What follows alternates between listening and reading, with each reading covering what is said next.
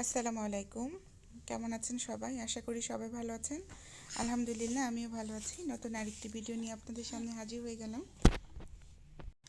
আজকে আমি আপনাদের সাথে উইকেন্ড স্পেশাল আমার একটা ভিডিও শেয়ার করব। আমাদের প্রবাসী উইকেন্ড মানেই হচ্ছে ঈদের মতো আনন্দ। বাসায় সবাই বাসায় থাকে, একসাথে সবাই মিলে আর কি আনন্দ করা যায়। আজকে সবাই যেহেতু বাসায়, সেজন্য আমি একটা আরাবিয়ান খাবার রান্না করেছি, মান্দি। এটা আমি বাসায় রান্না করেছি। আমি যখন সৌদিতে যাই তখন এই খাবারটা আমার খাওয়া হয়, আমার খুব পছন্দ। সেটা আজকে বাসায় ট্রাই করলাম ফার্স্ট টাইম। তবে খাবারটা একদম পারফেক্ট হয়েছে। আর এই রেসিপিটা রান্না করাও খুবই ইজি। আমি এটা প্রেশার কুকারেও করা যায়, কিন্তু আমি প্রেশার কুকারে করিনি। আমি ওভেনে করেছি 180 ডিগ্রিতে। আমি 2 ঘন্টা কুক করেছি। আর তো এটা সাদা পোলাও রান্না করেছি।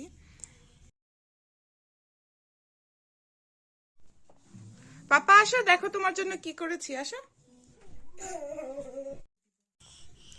আর এখন তো বিকেলবেলায়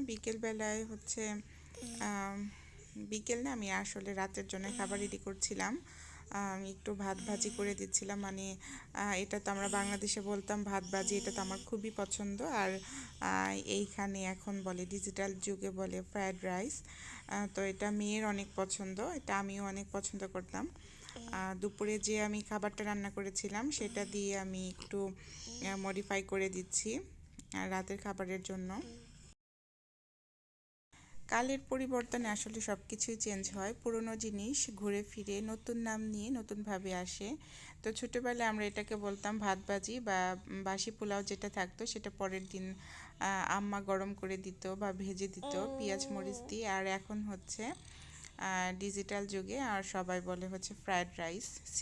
সেম জিনিস, তবে নামটা একটু পরিবর্তন হয়েছে আর একটু আধুনিকতার ছোঁয়া লেগেছে। যাই হোক, একটু জ্ঞানের কথা বলে ফেললাম। এখানে আমি একটু সবজি দিয়েছি। সবজিটা আমার বাচ্চারা পছন্দ করে। আর আমিও চেষ্টা করি বাচ্চাদেরকে সবজি খাওয়ানোর জন্য, সেটা যে কোনো উপায়ই হোক। এখানে আমি একটু সবজি দিয়েছি আর ডিম দিয়েছি। আর রাতের খাবারটা রান্না করে ফেললাম। দুপুরে তো বাচ্চারা মজা করে খেয়েছে, সেম জিনিসটা খাবে না। আর আমি বাচ্চাদের এক খাবার দুইবার দিতে চাই না, আমার কাছে ভালো লাগে না, আর ওরাও খেতে চায় না।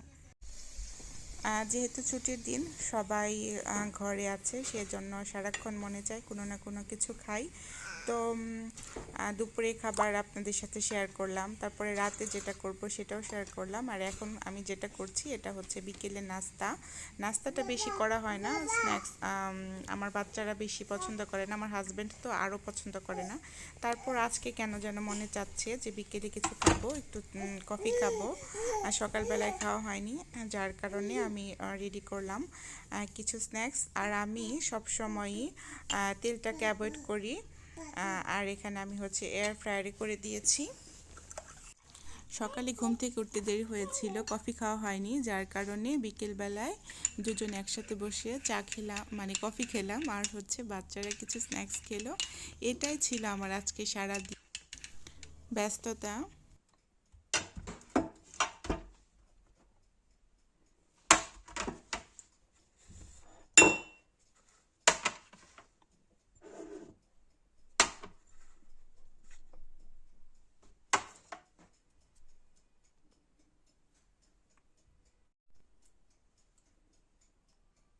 নাও না।